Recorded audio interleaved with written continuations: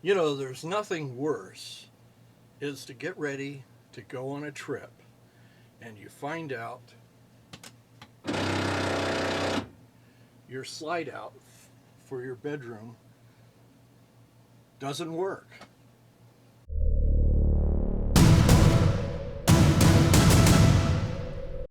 Now we just have a limited audience for this particular item because this is how they did it right around the turn of the 21st century. But first off, I think you need to have a well-charged battery in your RV. And you should check the relays, should also check the fuses and make sure that you're getting correct voltage to the motor.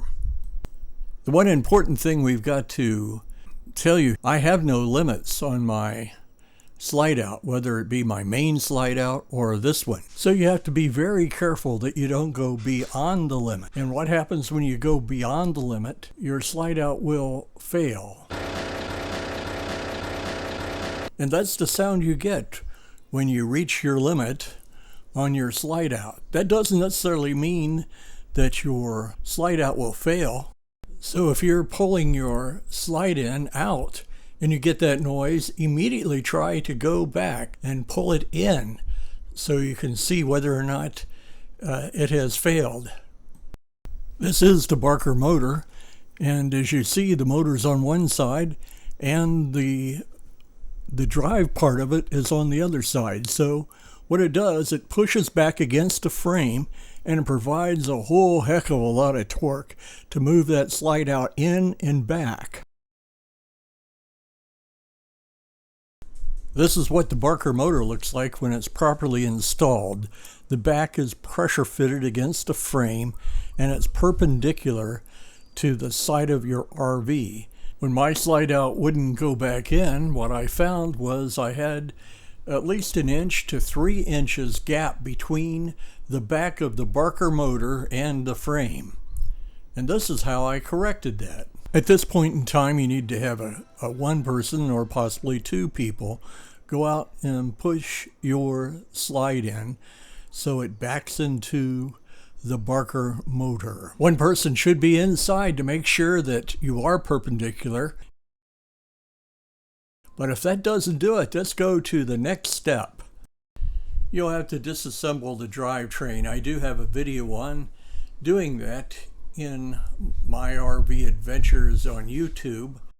I'll put the link below this video so you can watch that. If you have to go someplace to get maintenance on it and it's not where you're located at a particular time, I use 2x4s and I put them inside the frame that goes up against the wall and wall of fifth wheel.